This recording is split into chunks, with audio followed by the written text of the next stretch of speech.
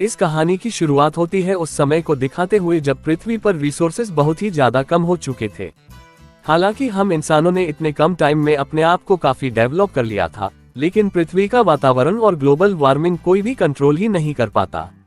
इसीलिए अब सारे इंसान पृथ्वी को छोड़कर अलग अलग प्लेनेट पर अपना घर बसाने लगे थे। अब इंसान सिर्फ पृथ्वी पर नहीं बल्कि सौरमंडल की अलग अलग ग्रहों पर चले गए होते हैं। रहने के लिए किसानों के लिए एक पूरी सोसाइटी बन चुकी थी, लेकिन रूल रेगुलेशंस फॉलो करने के लिए उन सभी ग्रहों के बीच एक डील होती है जिसमें कि सभी को मिलाकर अलायंस ग्रुप को क्रिएट किया गया था, जो इन प्लैनेट्स के लोगों को कंबाइन करके रखेगी और रूल्स रेगुलेशंस फॉलो करवाएगी। धीरे धीरे अलायंस ग्रुप इतना बड़ा हो जाता है कि कोई भी उनकी रूल्स को अनफॉलो ही नहीं कर सकता था। अब हमें यहाँ अलायंस ग्रुप के अंदर रिवर नाम की एक लड़की को दिखाया जाता है जिसके ऊपर कई सारे वैज्ञानिक लगातार एक्सपेरिमेंट कर रहे थे। दरअसल रिवर एक ऐसी लड़की थी जिसके पास साइकी पावर होती है, यानी कि वो अपनी एबिलिटी यूज करके आसपास के लोगों की दिमाग में क्या चल रहा है ये सारी बातें बड़े आराम से पढ़ सकती है, और रिवर ने यहाँ गलती से अलायंस के कुछ लोगों का दिमाग पढ़ लिया था। इसीलिए सोल्जर्स रिवर को पकड़कर उसकी सारी यादें मिटाने की कोशिश कर रहे होते हैं, क्योंकि ये इंफॉर्मेशन बहुत ही ज्यादा क्रिटिकल थी जो दूसरे लोगों को पता नहीं चलनी चाहिए। लेकिन अब उस जगह पर रिवर का भाई आकर बड़ी चोरी चुप के तरीके से अपनी बहन रिवर को छुड़ा के लेके चला जाता है। अब दूसरी तरफ अंतरिक्ष की गहराइयों में हमें सेरेनिटी नाम का एक स्पेसशिप दिखाई गई थी जिसके अंदर माइक नाम का एक कैप्टन होता है जो अपनी पूरी टीम के साथ अलग अलग जगहों पर घूमता और बैंक में चोरियां करता। माइक ने तो अपनी टीम के अंदर रिवर को भी शामिल किया होता है क्योंकि उसे आइडिया था कि रिवर के पास एक और एबिलिटी है जिसमें कि उसे खतरे होने का अंदाजा पहले ही लग जाता था, और ये एबिलिटी माइक और उसके दोस्तों के बड़े काम आ सकती है। और अब इसी तरीके से माइक रिवर और अपने पूरे आदमियों के साथ एक बैंक में आ जाता है और वहां के लोगों को बंदी बना के चोरी करने चला जाता है। रिवर ऊपर की तरफ मौजूद थी, वहीं माइक अपने दोस्तों के साथ बेसमेंट में जाकर सारे पैसे ले रहा होता है। तभी अचानक करीब वर्ष जमीन पे गिरकर बेहोश होने लगी थी। है कि हमें इस जगह से निकलना पड़ेगा क्योंकि नरभक्षी आ रहे हैं। माइक को जब ये पता चला तब वो सारे पैसे लेकर जल्द से जल्द अपनी टीम के साथ सेरेनिटी स्पेसशिप में बैठकर वहां से जाने लगता है। पर तब तक वो सारे नरभक्षी जीने की कहा जाता था। वो तो अपनी खतरनाक स्पेसशिप लेकर माइक का पीछा करने लगी थी, तो अपने स्पेसशिप में मौजूद है टेक गन्स को लगातार चला रहे होते हैं जिससे कि माइक की स्पेसशिप को डैमेज पहुंच सके। कुछ क्रेपर्स तो उनका पीछा करके स्पेसशिप के अंदर घुस गए थे, पर माइका अपनी टीम के साथ कोऑर्डिनेशन काफी ज्यादा अच्छा होता है। उन सभी ने एक साथ हमला करके को मार के बाहर फेंक दिया था और अब वो सब सेरेनिटी स्पेसशिप को बचाते हुए अंतरिक्ष की गहराइयों में लेकर आ जाते हैं। यहाँ रिवर का भाई माइक के ऊपर बहुत ही ज्यादा गुस्सा हो रहा था क्योंकि वो नहीं चाहता कि उसकी बहन रिवर की जान खतरे में पड़े, और अगर रिवर माइक के साथ रहेंगी तब माइक उससे चोरी करने के लिए ये काम कराता ही रहेगा। इसीलिए अब रिवर के भाई ने कहा कि मैं अपनी बहन को लेकर यहाँ से जा रहा हूँ, तुम उसे चोरी का हिस्सा दे देना और हम दोनों पास ही वाले स्टेशन पर उतर जाएंगे। माइक के पास दूसरा कोई ऑप्शन नहीं होता, वो रिवर और उसके भाई से जबरदस्ती तो करेगा नहीं। लेकिन यहाँ पर माइक की एक टीम मेंबर बता रही थी कि अगर रिवर इस तरीके से आजाद घूमेगी तब अलायंस के लोग उसे जल्द से जल्द पकड़ लेंगे, यानी कि एक तरीके से रिवर बहुत ही ज्यादा खतरे में है। अभी पास ही में बहुत ही बड़ा स्टेशन आने पर रिवर और उसका भाई उतरकर अंदर की तरफ जाने लगते हैं, लेकिन यहाँ माइक भी रिवर की सेफ्टी के लिए उसका पीछा करने लगता है। वो तीनों चलते चलते एक क्लब में आ जाते हैं जहाँ पर सभी लोग मजे कर रहे थे। माइक भी टेबल पर बैठकर ड्रिंक्स पीता है और रिवर पर नजर रखना है। रिवर तो यहाँ उस क्लब में जाकर काफी मजे कर रही थी और तभी उसकी नजर एलईडी स्क्रीन पर चल रहे एडवर्टाइजमेंट पर जाती है जिसके कुछ ही देर बाद वो आउट ऑफ कंट्रोल हो चुकी थी।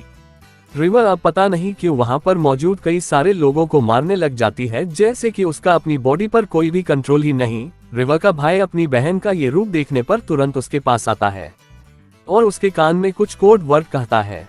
कोड वर्ड सुनने के बाद रिवर तुरंत ही बेहोश हो गई थी।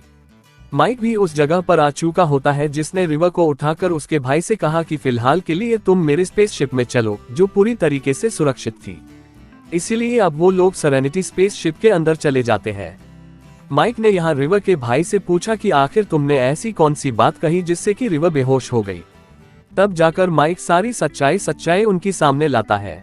वो बता रहा होता है कि जब रिवर को अलायंस के लोगों ने पकड़ रखा था तब वो उसके दिमाग के ऊपर कई सारे एक्सपेरिमेंट किया करते और इन्हीं एक्सपेरिमेंट के साइड इफेक्ट्स के कारण रिवर कभी भी अपना कंट्रोल खूब बैठती थी, जिसमें कि वो अपने चारों तरफ मौजूद सभी इंसानों पर हमला करने लग जाती है। और रिवर को पूरी तरीके से शांत करने के लिए वैज्ञानिक ने एक कोड वर्ड बनाया, जिसे बोलते ही रिवर एकदम अनकॉन्शियस हो जाएगी। और माइक ने तो यही कोड वर्ड रिवर के कान में बोला था। माइक अब एक हैकर की मदद से उस क्लब की वीडियो फुटेज को डिकोड करने के लिए कहता है। हैकर लगातार उन सभी का काम करने लग गया था। उस दिन बाद पता चला कि उस एडवर्टाइजमेंट को अलायंस की लोगों ने ट्रिगर किया था, जिसके अंदर एक कोड छुपा होता है और ये सारी चीजें सिर्फ और सिर्फ रिवर को रंगे हाथों पकड़ने के लिए की गई थी। यानी कि अब अलायंस के लोगों को उनकी लोकेशन के बारे में पता होता है कि वो सब कहाँ जा रहे हैं। इसीलिए अब माइक ने लेंगे जो पूरी तरीके से सुरक्षित होगा। माइक तो अपनी सेरेनिटी स्पेसशिप को जल्द से जल्द हेवन नाम की एक बहुत ही बड़ी प्लेनेट पर लेकर आ जाता है। ये प्लेनेट हमारे सौर मंडल से कुछ ज्यादा दूर नहीं होता, पर यह पूरी तरीके से सेफ था। माइक की पूरी टीम वहां पर शेफर्ड नाम की एक दूसरे आदमी से मिलती है, जो उन सभी को प्रॉपरली रहने के लिए घर और खाने के लिए खाना प्रोवाइड कर रहे थे। यानी कि माइक और उसकी टीम इस प्लेनेट पर पूरी तरीके से सुरक्षित है। वहीं दूसरी तरफ अब हमें अलायंस का एक ऑफिसर दिखाई जा रहा था, जो लगातार अपनी आदमियों के साथ क्लब की फुटेज देखता है। तो ये तो पता चल चुका था कि रिवर माइक के साथ है, इसीलिए अब अलायंस के लोगों का पूरा ध्यान माइक के ऊपर शिफ्ट हो जाता है। यहाँ हेवन प्लेनेट पर माइक को उसकी एक बहुत पुरानी फ्रेंड जिसका नाम था, उसका वीडियो कॉल आता है, जो कह रही थी कि मुझे किसी भी हालत में तुमसे मिलना है। अब यहाँ माइक को शक हो गया था कि शायद से इन सारी चीजों के पीछे अलायंस के लोगों का कुछ चाल होगी, पर फिर भी उसे एक बार जाके चेक करना ही पड़ेगा, उसकी फ्रेंड मुसीबत में है कि नहीं। माइक तो अपना भेस बदल की इनारा के पास चला जाता है, पर शायद माइक का अंदाजा सही निकला। थोड़ी देर बाद वहां तुरंत अलायंस का ऑफिसर आ जाता है, जो माइक को पकड़कर उस पे हमला करने लगा था। माइक भी ऑफिसर को काफी टक्कर देता है, लेकिन ऑफिसर तो कुछ ज्यादा ही ताकतवर था। तभी इनारा ने माइक को बचाने के लिए वहां पर एक बड़ा ब्लास्ट किया, जिससे कि अलायंस के ऑफिसर और उसके आदमी डिस्ट्रैक्ट हो गए थे। इनारा माइक को लेकर जल्द से जल्द उस जगह से निकलकर सेरेनिटी स्पेसिफिक में आ जाती है। और अब माइक ने तो अपनी सेरेनिटी स्पेसशिप को लाइट की स्पीड से हेवन प्लेनेट की तरफ पहुंचा दिया था। माइक तो अलायंस के लोगों के जाल में फंसने से बाल बाल बचा था। अब यहाँ रिवर को कुछ अजीब तरीके के विजन आ रहे थे, जिसमें कि रिवर एक प्लेनेट को देख रही थी जहाँ के सारे लोग मारे जा चुके थे। वहाँ के रहीवासी तो पूरी तरीके से स्केलेटन बन चुके होते हैं। अब यहाँ माइक की टीम में से एक आदमी बहुत ही ज्यादा घबरा जाता है, क्योंकि उसे पता था कि जब तक रिवर उनके साथ है अलायंस उनका पीछा छोड़ेगी नहीं। और अलायंस इतनी ज्यादा खतरनाक थी कि वो क्रिमिनल के साथ साथ उनकी बेगुनाह साथियों को भी मार देते थे। तो इसीलिए माइक का वो टीम मेंबर बहुत ही ज्यादा घबराकर डायरेक्टली चला गया था रिवर को मारने के लिए, क्योंकि ना तो रिवर रहेंगी और ना ही अलायंस उनका पीछा करेंगे। बट ये सारी बातें रिवर को पहले से पता थी उसकी एबिलिटी के कारण। रिवर तो ऊपर की तरफ चुप गई होती है उस आदमी से बचने के लिए और अब अपनी प्रोटेक्शन के लिए। रिवर ने उस आदमी के सर पर वार करके उसे रूम में बंद कर दिया। गोली चलने की आवाज सुनने पर माइक और उसके सभी साथी वहां पहुंच चुके थे, लेकिन वह दरवाजा पूरी तरीके से लॉक होता है, जिसके अंदर वही आदमी बेहोश पड़ा था। हालांकि सभी लोग रिवर को आवाज दे रहे थे कि वो दरवाजा खोले, लेकिन वो तो शायद रेडी थी और मानती ही नहीं। माइक और उसके दोस्त कोई और वे ट्राई करने चले गए थे कि कमरे के अंदर कैसे एंटर किया जाए, लेकिन जब यहाँ रिवर के भाई ने उससे बाहर आने के लिए कहा तब वो बाहर आ जाती है। लेकिन पता नहीं क्यों रिवर एकदम आउट ऑफ कंट्रोल होकर अपने भाई को ही मारना स्टार्ट कर दिया था। रिवर तो उसे बेहोश करते हुए डायरेक्टली कंट्रोल रूम के अंदर चली जाती है। वहां पर रिवर किसी मिरिंडा नाम की प्लेनेट के बारे में सर्च कर रही थी, यानी कि रिवर को किसी भी तरीके से मिरिंडा प्लेनेट पर जाना था। माइक को लगता है कि रिवर को जरूर कोई खतरनाक विजन आया है, जिसकी वजह से वो मिरिंडा नाम की प्लेनेट के बारे में बोल रही है। इसीलिए अब माइक ने अपने सभी साथियों के साथ डिसीजन लिया कि वो मिरिंडा प्लेनेट पर जाकर एक बार चेक करेंगे। लेकिन मिरिंडा प्लेनेट तक पहुंचना इतना भी आसान काम नहीं था, क्योंकि मिरिंडा प्लेनेट के चारों तरफ उन्हीं सारी यानी कि नर बख्शी की सेना मौजूद होती है, जो अपने प्लेनेट को प्रोटेक्ट करती थी। यहाँ तक कि अलायंस ग्रुप वाले भी उस प्लेनेट पर जाने से डरते हैं। लेकिन अब माइक को किसी भी हालत में पता करना था कि रिवर ने उस प्लेनेट का नाम क्यों लिया।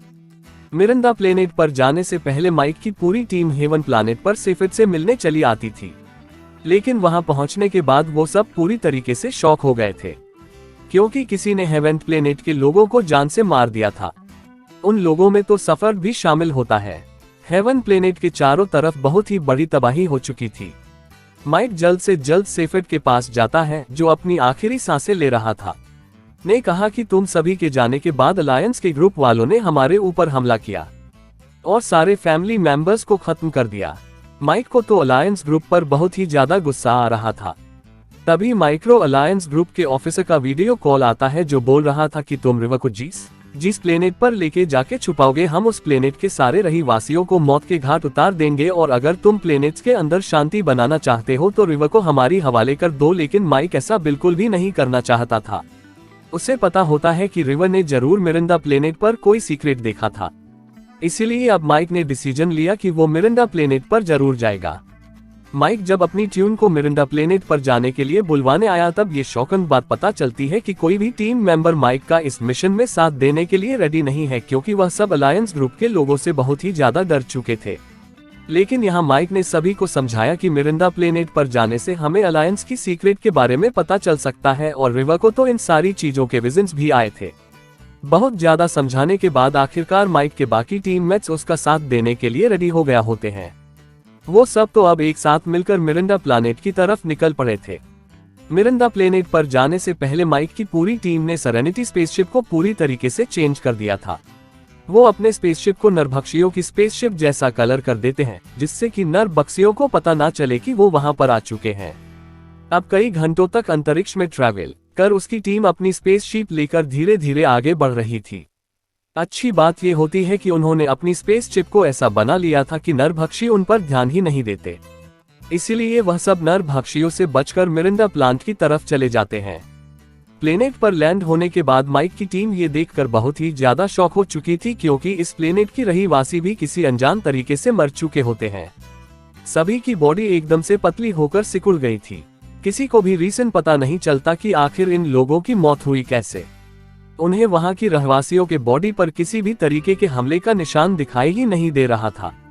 ये वही सारे विजन्स होते हैं जिससे कि रिवर ने कुछ समय पहले देखा था। अब माइक की पूरी टीम एक लेबोरेटरी में आ जाती है, जहां पर एक वीडियो रिकॉर्डिंग प्ले करने पर लेडी का होलोग्राम ऑन होकर उन्हें कुछ बताने लगा था। वह लेडी कह रही थी कि सालों पहले अलायंस ग्रुप वाले हमारे प्लेनेट पर आकर कुछ एक्सपेरिमेंट कर रहे थे। हमारा प्लेनेट भी बाकी प्लेनेट की तरह एकदम हरा भरा हुआ करता था और सभी लोग काफी मजे से रहते थे। लेकिन अलायंस ग्रुप वालों ने एक एक्सपेरिमेंट के चलते पूरे प्लेनेट के ऊपर एक ऐसी अनोखी लिक्विड डाल दी, जिससे कि लोगों के दिमाग का स्ट्रेस लेवल कम हो सके। लेकिन इस लिक्विड का प्लेनेट की रहीवासियों पर बहुत ही बुरा असर हुआ। लोगों के दिमाग पर ऐसा असर पड़ने के बाद वो काम करना ही बंद कर देते हैं। उनके मन से सारी इच्छाएं खत्म हो गई थी।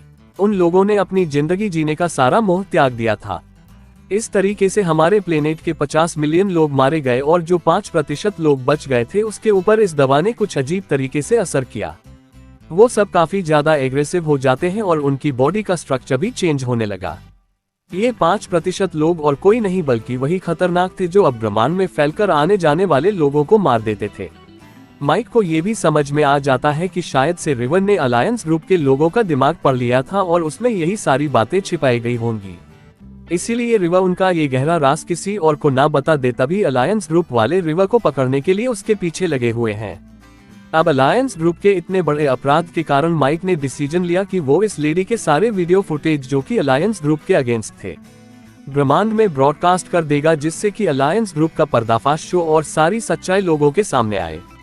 माइक तो अपने हैकर को बोलकर ये सारे काम करवाने वाला था, लेकिन यहाँ हमें पता चला कि उस हैकर के पास अलायंस ग्रुप का ऑफिसर आ चुका है, जो उससे माइक के बारे में सब कुछ पूछ रहा था।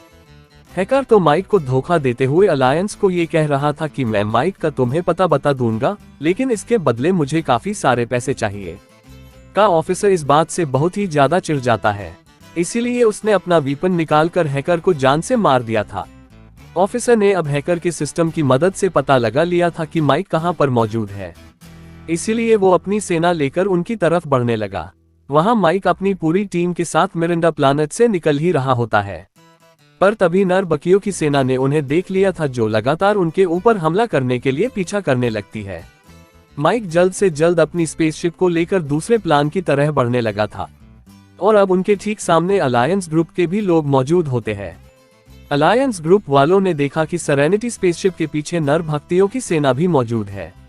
इसीलिए अब माइक अपनी स्पेसशिप को अलायंस ग्रुप से बचाते हुए दूसरी तरफ निकलने की कोशिश कर रहा था, जिससे कि अब एक ऐसा सीन क्रिएट हो जाता है जहां नरभक्षी अलायंस की लोगों पर हमला करने लगे थे।